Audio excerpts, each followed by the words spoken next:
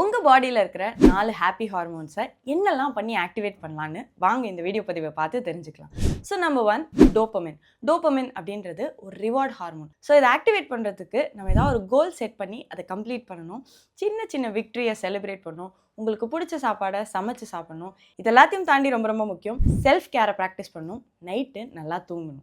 Number 2 endorphin. Endorphin அப்படின்றது ஒரு natural pain killer. இதை ஆக்டிவேட் பண்ணுறதுக்கு நீங்கள் டெய்லி எக்ஸசைஸ் பண்ணணும். ஒரு 5 மினிட்ஸ் எக்ஸசைஸ் பண்ணாலே இந்த என்டார்ஃபின் வந்துடும். ஸோ ரன்னர்ஸ் ஹையை எக்ஸ்பீரியன்ஸ் பண்ணுறதுக்கு 30 மினிட்ஸ் ஆகுது நீங்கள் எக்ஸசைஸ் பண்ணணும்.